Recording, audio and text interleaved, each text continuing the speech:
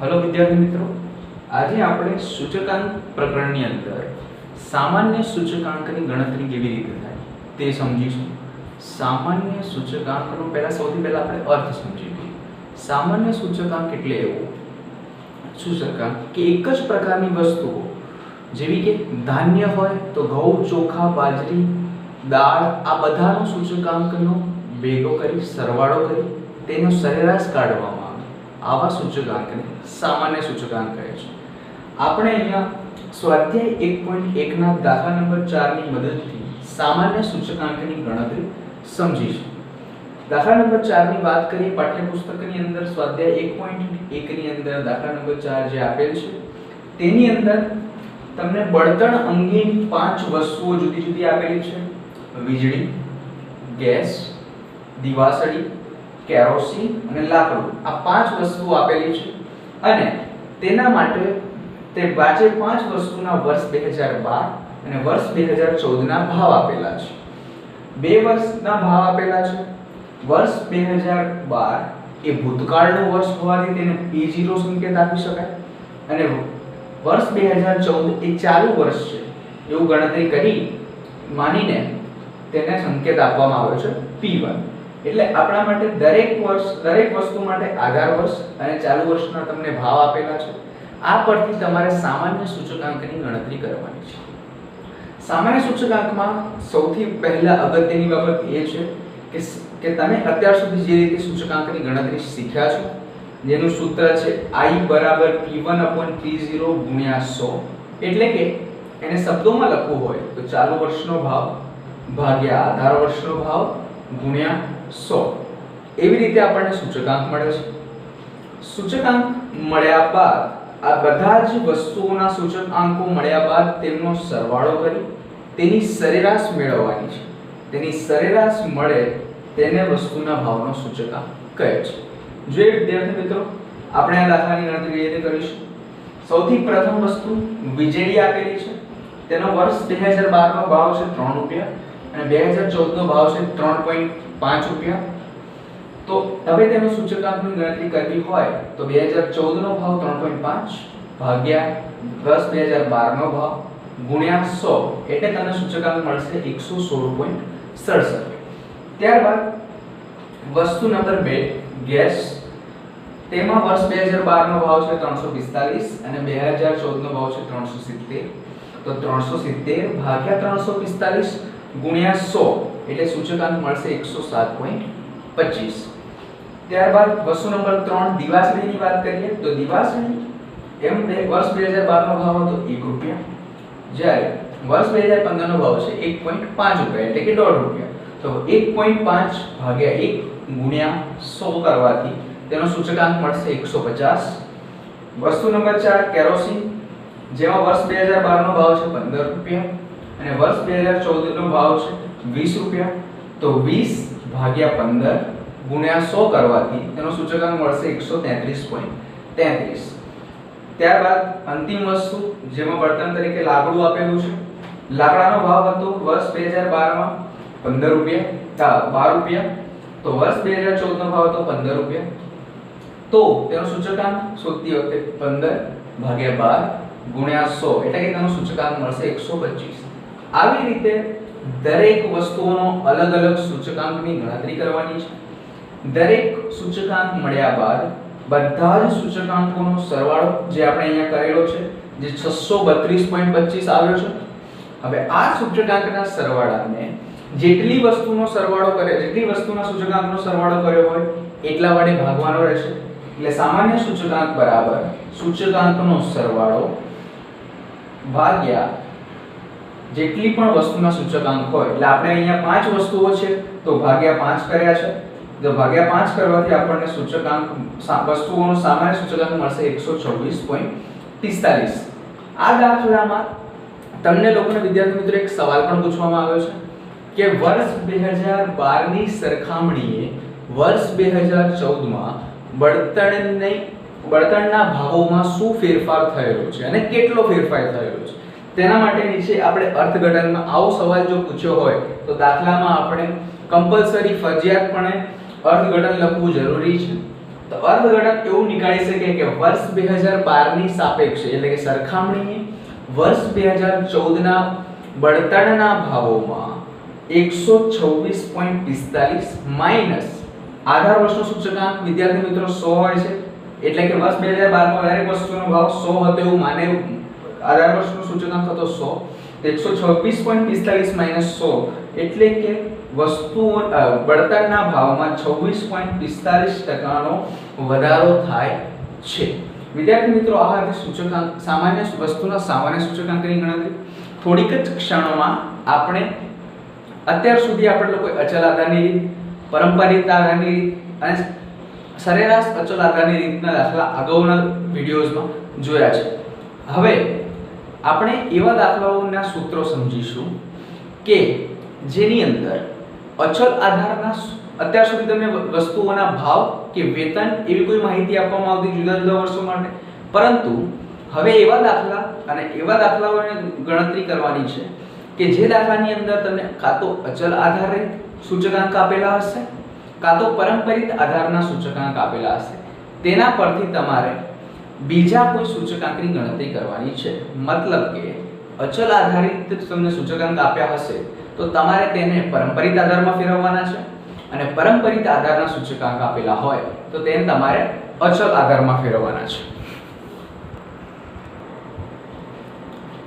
વિદ્યાર્થી મિત્રો મેં તમને જેમ જણાવ્યું હતું તે પ્રમાણે પરંપરિત આધારનો સૂચકાંક આપેલો હોય તેના પરથી અચલ આધારનો સૂચકાંક કેવી રીતે શોધવું તેની વાત કરીએ તો પહેલી પરંપરિત આધારના સૂચકાંક પરથી અચલ આધારનો સૂચકાંક જ્યારે શોધવો હોય ત્યારે શું કરવું જોઈએ તેના માટેનું એક સૂત્ર છે અચલ આધારનો સૂચકાંક શોધવો હોય ત્યારે ચાલુ વર્ષનો એટલે કે જે વર્ષ માટે આપણે અચલ આધારનો સૂચકાંક શોધવા જઈ રહ્યા હોય તે વર્ષ એટલે કે ચાલુ વર્ષનો પરંપરિત આધારનો સૂચકાંક ને અગાઉના વર્ષનો અચલ આધારનો સૂચકાંક વડે ગુણવાનો છે અને આ બંનેના ગુણાકારને 100 વડે ભાગવાથી તમને અચલ આધારનો સૂચકાંક મળશે આ રીતે પરંપરિત આધારના સૂચકાંકનો આપેલો હોય તેને આપણે અચલ આધારના સૂચકાંકમાં ફેરવી શકીએ છીએ ત્યારબાદ બીજી રીતની વાત કરીએ તો અચલ આધારના સૂચકાંક આપેલા હોય અને તે પરથી જો પરંપરિત આધારનો સૂચકાંક શોધવો હોય તો તેની ગણતરી કેવી રીતે કરવી તો તેના માટેનું સૂત્ર છે પરંપરિત આધારનો સૂચકાંક બરાબર ચાલુ વર્ષનો અચલ આધારનો સૂચકાંક ભાગ્યા અગાઉના વર્ષનો અચલ આધારનો સૂચકાંક વિદ્યાર્થી મિત્રો એટલું યાદ રાખજો કે આ બંને સૂત્રની અંદર અગાઉના વર્ષના લખેલા છે અગાઉના વર્ષનો અચલ આધારનો સૂચકાંક અને અગાઉના વર્ષનો અચલ આધારનો સૂચકાંક આમાં આધાર વર્ષનો સમજવો નહીં તો એવું થઈ શકે કે તમે બધી જ ગણતરીની અંદર આધાર વર્ષ આપેલું હોય એનો જ સૂચકાંક લખી નાખો તો આખા દાખલાની ગણતરી ખોટી પડશે તો ફરી એક વખત અગાઉના વર્ષનો અચલ આધારનો સૂચકાંક છે બંને સૂત્રની અંદર અને ગુણ્યા 100 ફરી એક વખત અચલ આધારનો સૂચકાંક બરાબર ચાલુ વર્ષનો પરંપરિત આધારનો સૂચકાંક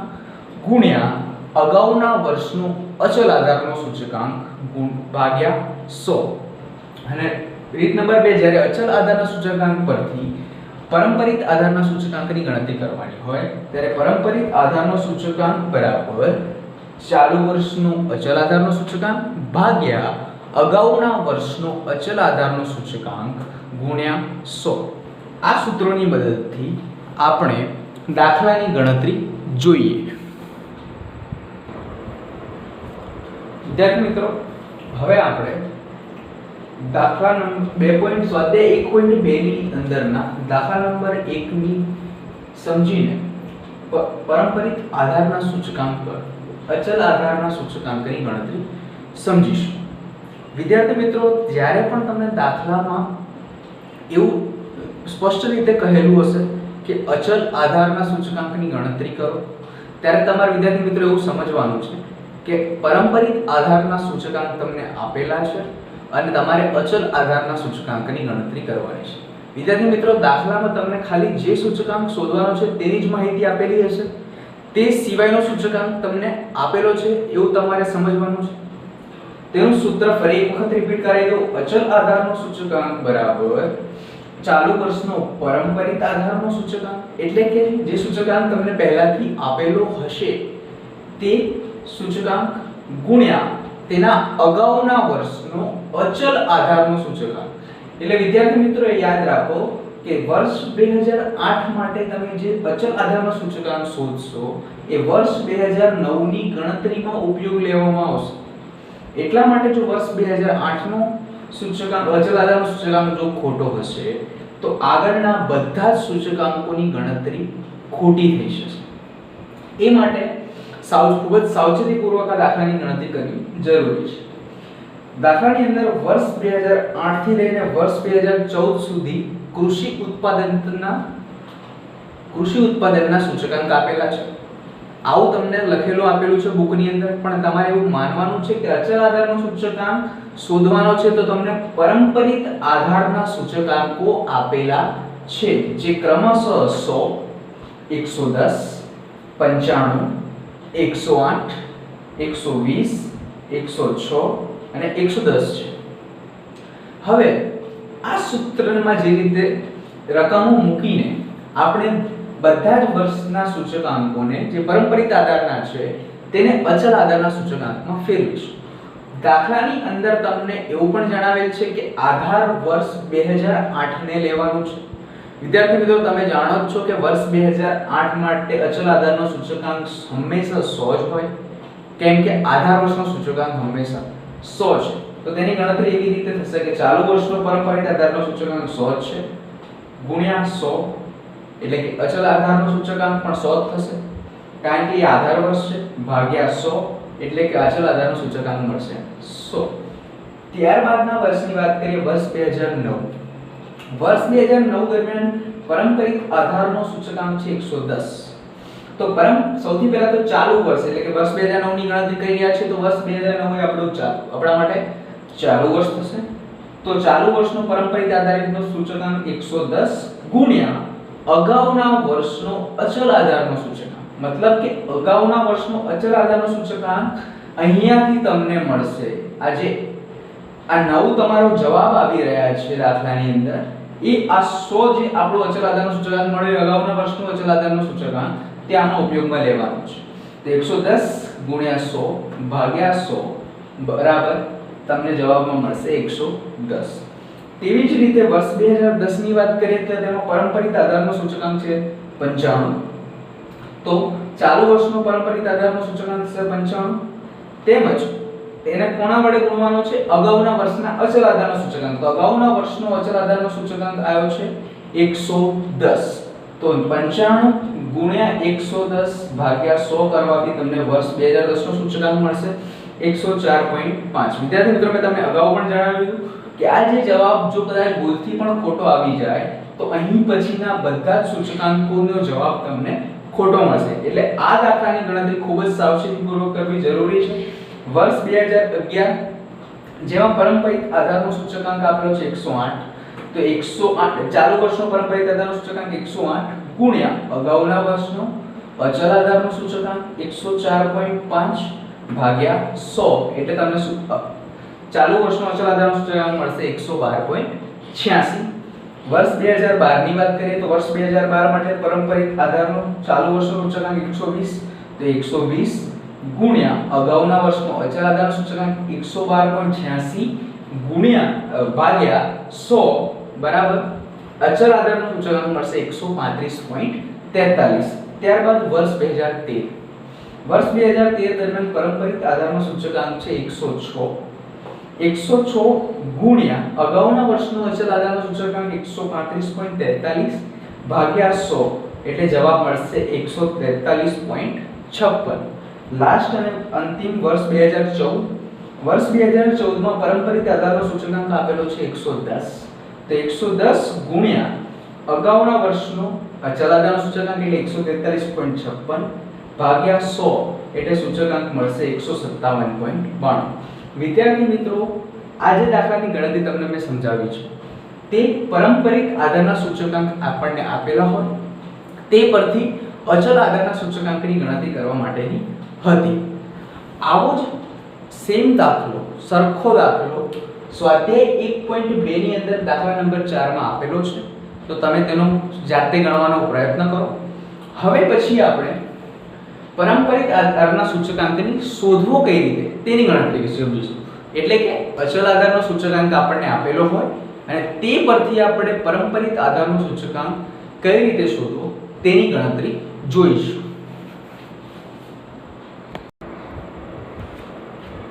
વિદ્યાર્થી મિત્રો, હવે આપણે અચલ આધારના સૂચકાંક પરથી પારંપરિક આધારના સૂચકાંકની ગણતરી કેવી રીતે થાય તે જોઈએ. અચલ આધારના સૂચકાંક આપણને આપેલા છે, એના પરથી પારંપરિક આધારનું સૂચકાંક શોધવાની ગણતરી માટે પારંપરિક આધારનો સૂચકાંક શોધવાનું સૂત્ર આ છે: ચાલુ વર્ષનો અચલ આધારનો સૂચકાંક ભાગ્યા અગાઉના વર્ષનો અચલ આધારનો સૂચકાંક ગુણ્યા 100. વિદ્યાર્થી મિત્રો, આપણે સ્વાધ્યાય 1.2 ની અંદરના દાખલા નંબર 2 ની દ્વારા આ દાખલાને ગણીને આપણે સમજવાનો પ્રયત્ન કરીશું. તેમાં તમને વિવિધ વર્ષો આપેલા છે. 2008-9 થી લઈને વર્ષ 2015-16 સુધીના ક્રમશઃ વર્ષો આપેલા છે. તેની માટે તમને અચલ આધારનો સૂચકાંક આપેલો છે. એવું તમને લોકોને દાખલાની અંદર જણાવેલ નથી કે અચલ આધારનો સૂચકાંક છે, પરંતુ તમને એવું જ્યારે કીધું હોય કે પારંપરિક આધારનો સૂચકાંક મેળવો, ત્યારે તમને કમ્પલસરી અચલ આધારનો સૂચકાંક આપેલો છે એવું સમજી લેવાનું છે. અચલ આધારનો સૂચકાંક શોધવા માટે આપેલો છે, એટલે આપણે તેના પરથી આપણે પારંપરિક આધારનો સૂચકાંક મેળવીશું. પારંપરિક આધારનો સૂચકાંક માટે સૌથી પહેલા વર્ષ એટલે કે વર્ષ 2008-9 માં અચલ આધારનો સૂચકાંક હતો 117.4. અગાઉ તમને લોકોને દાખલાની અંદર જણાવેલું છે કે વર્ષ 2007 અને 8 એ તમારા માટે આધાર વર્ષ છે. આધાર વર્ષ એટલે કે અગાઉના વર્ષ 2007-8 એ 8-9 પહેલાનું વર્ષ છે, એટલે કે આધાર વર્ષ. એટલે કે અત્યારે જે સૂચકાંકની ગણતરી કરશું તે વર્ષ માટે અગાઉનું વર્ષ થશે વર્ષ 2007 અને 8, એ આધાર વર્ષ છે. તો એ માટે અગાઉના વર્ષનો અચલ આધારનો સૂચકાંક થશે 100 ગુણ્યા 100, એટલે કે પારંપરિક આધારનો સૂચકાંક બનશે 117.4. એવી જ રીતે વર્ષ 2009-10 ની વાત કરીએ તો અચલ આધારનો સૂચકાંક છે 118 ચાલુ વર્ષનો ભાગ્યા અગાઉના વર્ષનો અચલ આધારનો સૂચકાંક જે છે 117.4. અહીંયાથી તમારે જોવાનું રહેશે, કારણ કે આમાં બંનેમાં ચાલુ વર્ષનો અચલ આધાર છે અને અગાઉના વર્ષનો પણ અચલ આધારનો સૂચકાંક છે. તો વિદ્યાર્થી મિત્રો, તમારે અહીંયાથી ભૂલથી લઈ લેવાનું નહીં. 118 ભાગ્યા 117.4 ગુણ્યા 100, એટલે કે પારંપરિક આધારનો સૂચકાંક મળશે 100.51. ત્યારબાદ વર્ષ 2010-11 ની વાત કરીએ તો તેમાં અચલ આધારનો સૂચકાંક આપેલો છે 121.3.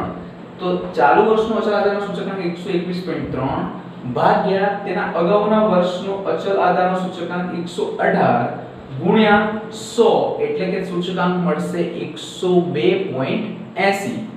ત્યારબાદ વર્ષ 2011-12 ની વાત કરીએ તો વર્ષ 2011-12 માં અચલ આધારનો સૂચકાંક છે 125.1. 125.1 ભાગ્યા અગાઉના વર્ષનો અચલ આધારનો સૂચકાંક એટલે કે 121.3 ગુણ્યા 100, એટલે કે તમને પારંપરિક આધારનો સૂચકાંક મળશે 103.13.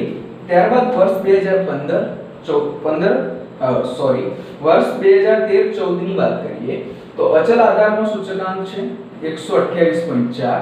128.4 ભાગ્યા અગાઉના વર્ષનો અચલ આધારનો સૂચકાંક 125.1 ગુણ્યા 100, એટલે પારંપરિક આધારનો સૂચકાંક મળશે 102.64.